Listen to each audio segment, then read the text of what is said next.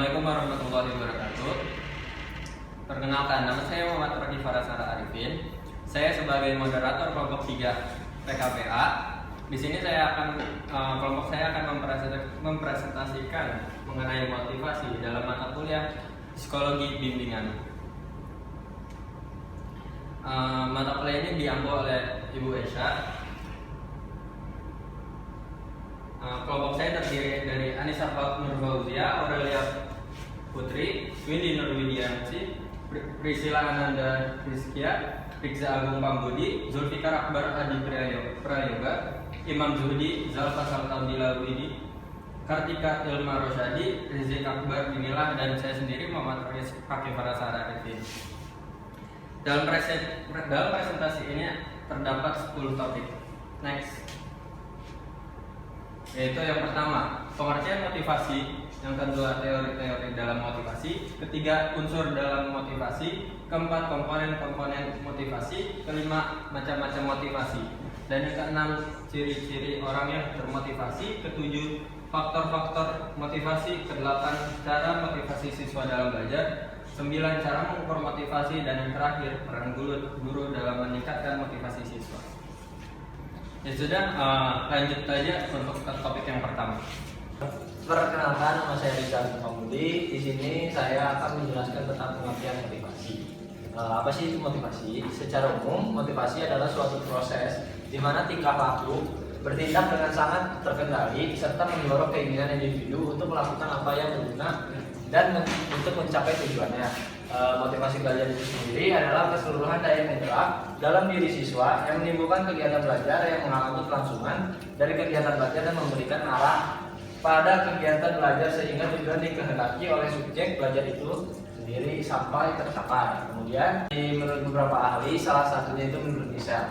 Michel mengatakan motivasi itu adalah proses menjelaskan intensitas, arah, ketekunan pada individu untuk mencapai sebuah tujuan itu. Mungkin sekian yang saya sampaikan dari materi motivasi. Nah, dan di sini saya akan menjelaskan tentang teori-teori dalam motivasi. Yang pertama itu teori dalam pengurangan dorongan. Selanjutnya ada teori penggugahan optimal. Nah, di teori penggugahan optimal ini terdapat suatu para ahli, yaitu teori Hikati-Malo, teori motivasi MC Cleland, dan teori David Alderfer. Lanjut. Nah, di sini teori pengurangan dorongan. Sebuah dorongan berarti adalah keadaan tergugah yang terjadi karena adanya kebutuhan fisiologi. Teori pengurangan dorongan menjelaskan bahwa seiring dengan semakin kuatnya dorongan, kita termotivasi untuk mengurangi dorongan itu. Kebanyakan psikolog percaya bahwa teori pengurangan dorongan tidak menyediakan kerangka kerja yang komprehensif untuk memahami motivasi, karena orang-orang seringkali berperilaku dalam cara-cara yang meningkatkan dorongan dan bukan mengurangi dorongan. Next. Teori penggugah optimal. Teori penggugah optimal menekankan pada hukum Herkes-Gosdon, di mana kinerja menjadi paling baik saat berada dalam kondisi rangsangan sedang dan bukan terlalu tinggi atau rendah. Penggugahan sedang seringkali membuat kita mengeluarkan kinerja terbaik untuk menghadapi tugas-tugas kehidupan. Namun ada kalanya rangsangan rendah atau tinggi dihubungkan dengan kinerja terbaik. Next. Selanjutnya, teori motivasi yang sering digunakan. Di sini ada teori hierarki, teori motivasi MC, teori IRG Alderfer, teori harapan Fromm, dan teori motivasi Herbert. Next. Nah, di sini saya akan menjelaskan teori hierarki. Teori ini menyatakan bahwa ada 5 kebutuhan dalam kehidupan manusia yang berdasarkan dengan hierarki mereka, mulai dari kebutuhan dasar hingga kebutuhan yang paling tinggi. Yaitu diantaranya itu satu, di psikolog kebutuhan, yaitu kebutuhan manusia yang kebutuhan fisiologi atau primer. Yang kedua itu safety net, kebutuhan keamanan. Yang ketiga esteem net, yang keempat social net, yang kelima self actualization. Lanjut. teori motivasi MC Cleland. Menurut MC Cleland itu setiap orang bisa mempunyai motivasi jika mereka ingin menjadi lebih baik lagi daripada yang lain. Teori ini membuat 3 persyaratan, yaitu diantaranya need for achievement, need for power, need for validation. Achievement ini adalah kebutuhan yang tercermin dari keinginan seseorang untuk mengambil tugas individu. Yang kedua, for power. Kebutuhan ini muncul dari dalam diri seseorang yang mempunyai keinginan untuk mempengaruhi orang lain. Yang selanjutnya, efficient. Kebutuhan untuk memiliki salah satu kebutuhan yang dipenuhi melalui keberadaan, persahabatan atau kekeluargaan.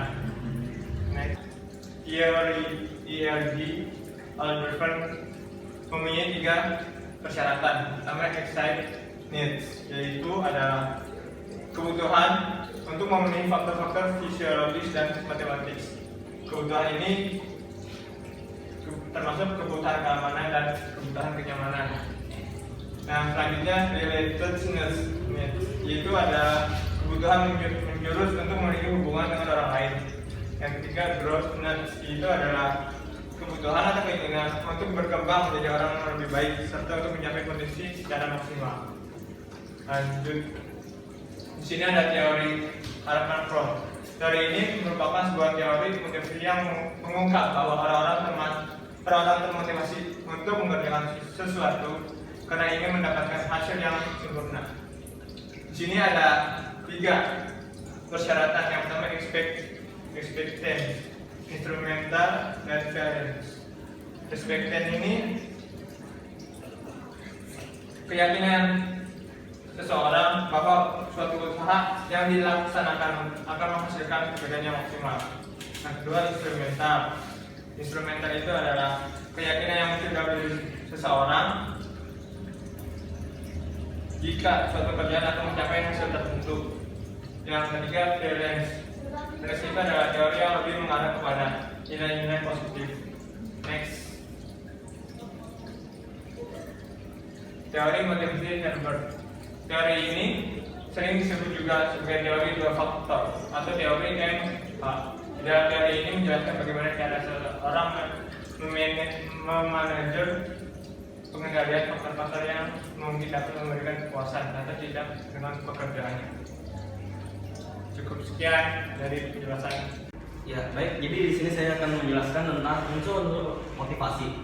Unsur motivasi terbagi menjadi 3. Yang pertama ada kebutuhan, yang kedua ada tingkah laku, dan yang ketiga ada tujuan.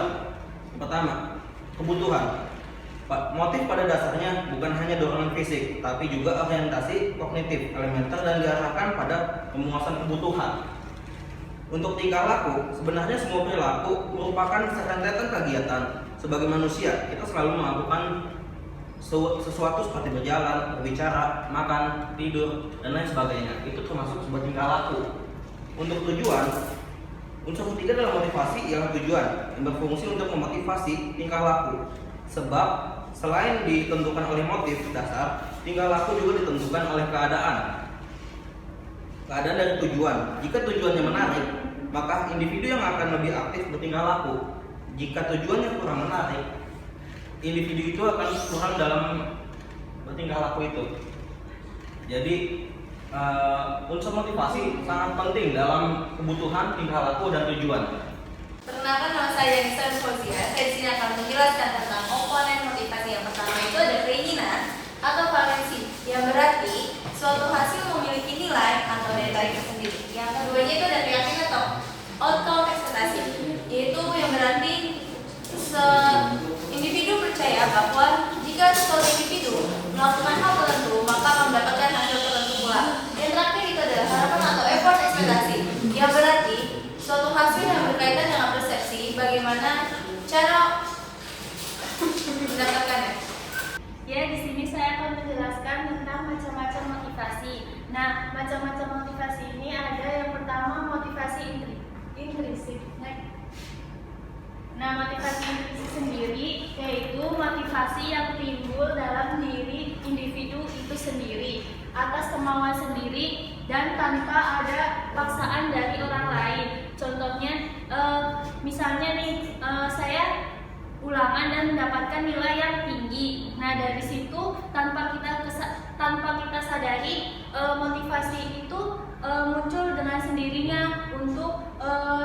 untuk mendapatkan nilai yang tinggi di ulangan yang selanjutnya. Next.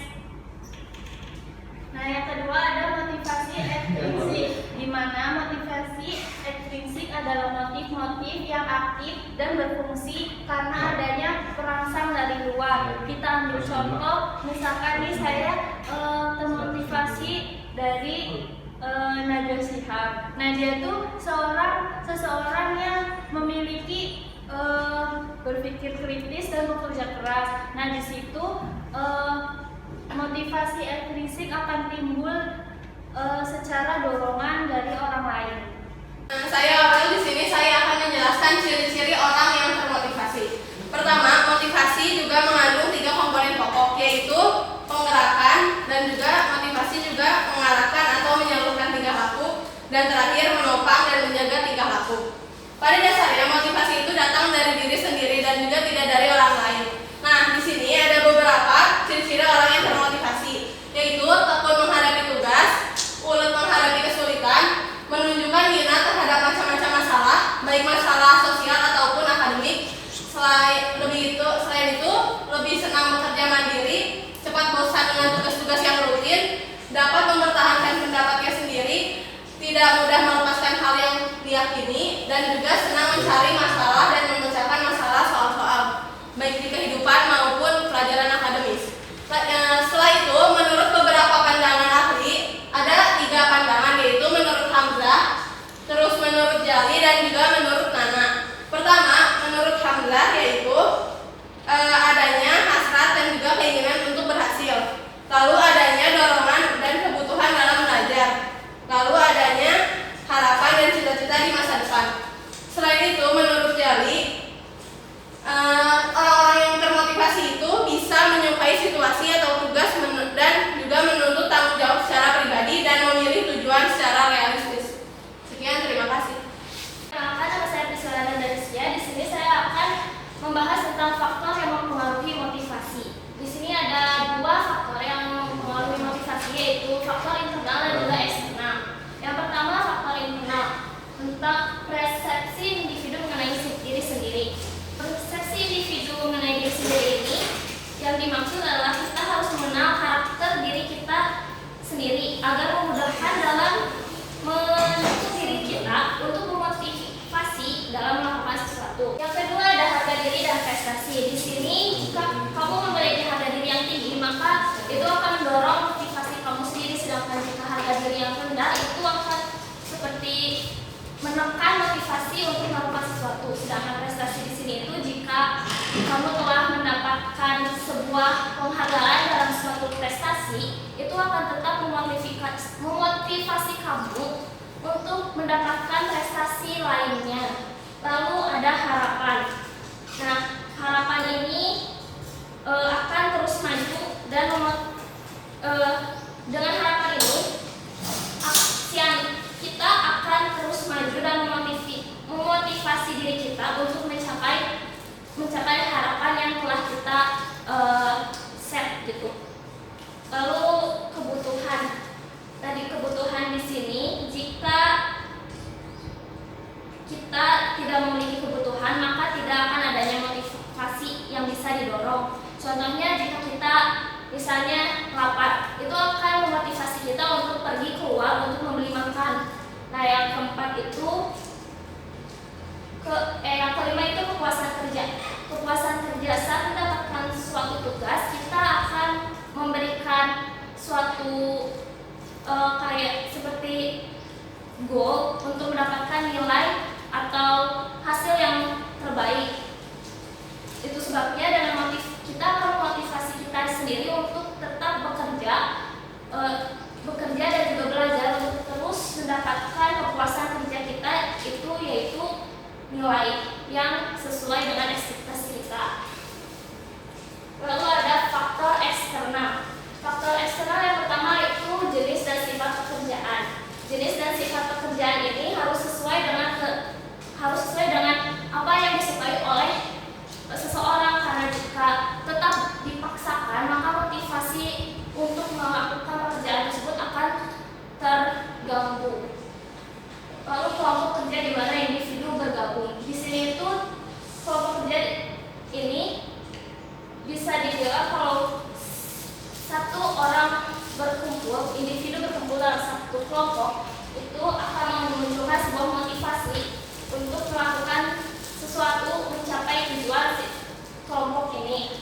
situasi yang ketiga itu situasi lingkungan pada umumnya. Yang dimaksud di sini itu jika misalnya di sekolah itu lingkungannya menyenangkan, maka si anak akan terus memotivasi dirinya untuk pergi ke sekolah. Jika sekolahnya tidak menyenangkan, dia selalu terkucilkan dalam kelas, maka dia tidak ingin kembali ke sekolah.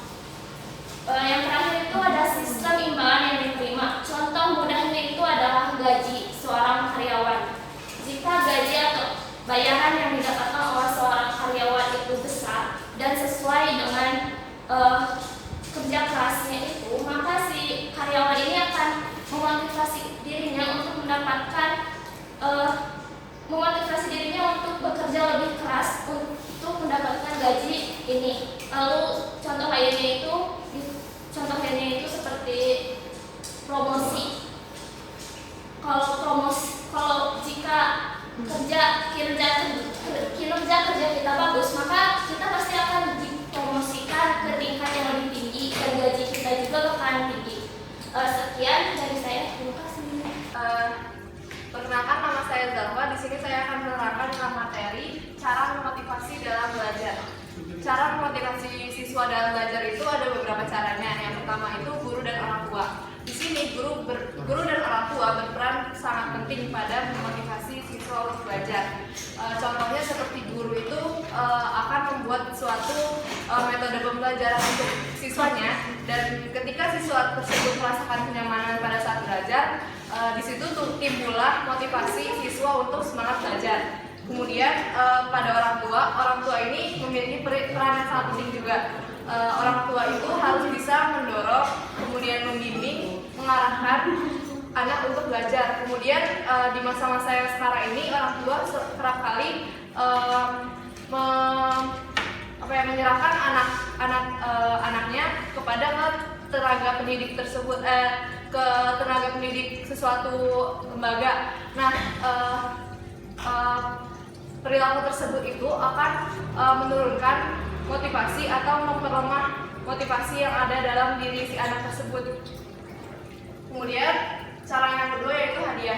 Hadiah yang dimaksud pada ini itu adalah hadiah yang akan memicu motivasi siswa untuk mendapatkan nilai yang lebih baik lagi. Hadiahnya ini nggak perlu yang mahal-mahal, tidak perlu yang mahal, tapi hadiah-hadiah yang kecil pun sangat memotivasi siswanya. Kemudian saingan dan kompetisi.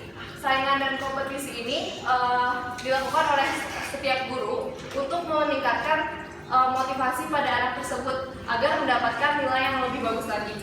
Kemudian pujian ini sangat berperan penting.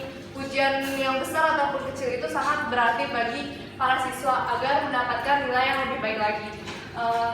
Kemudian hukuman di sini artinya hukuman diberikan ketika berbuat kesalahan, tapi hukumannya bersifat yang mendidik, seperti dihukum untuk menyelesaikan rangkuman, terus menjawab soal-soal, kemudian menghafal suatu materi. Kemudian lingkungan ini memotivasi seorang siswa itu pada biasanya masyarakatnya. Nah, masyarakatnya yang biasa berkomunikasi pada siswa itu kan biasanya teman mainnya. Nah, ketika dia berada pada masyarakat atau teman main yang sangat kompetitif,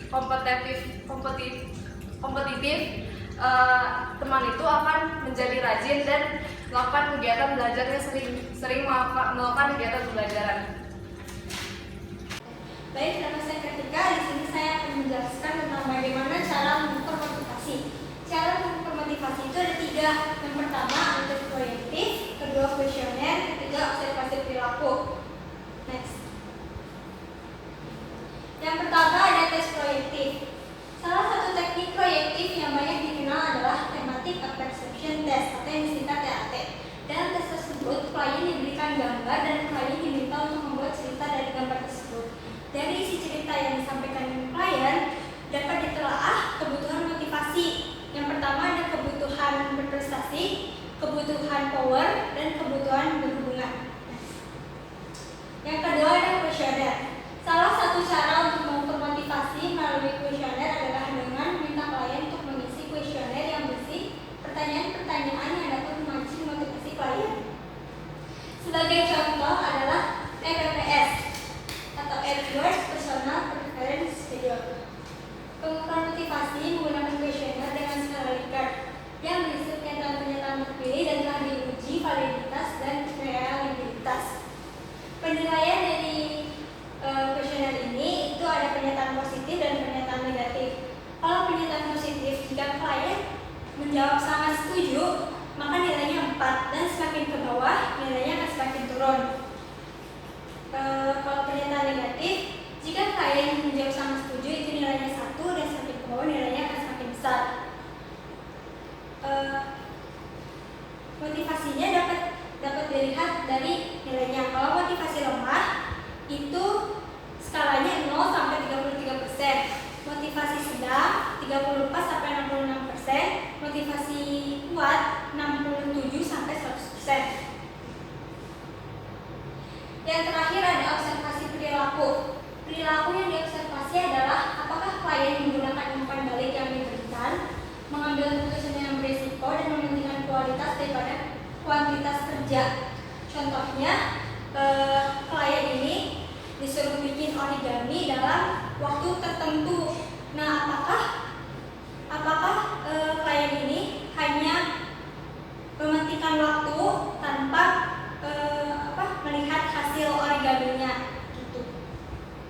Oke, saya Rizky Kaptenila. Saya di sini akan menjelaskan peran buku dalam meningkatkan motivasi. Di sini ada 7 macam ya. Yang satu itu buku sebagai motivator, yang kedua mendidik secara profesional, ketiga mengawasi siswa, tingkah laku siswa, 4 menjelaskan tujuan mengajar, yang kelima menciptakan suasana kondusif, 6 menghadirkan berbagai teknik pengajaran, dan yang ketujuh adalah memberi tugas sebagai evaluasi pembelajaran. Terima kasih.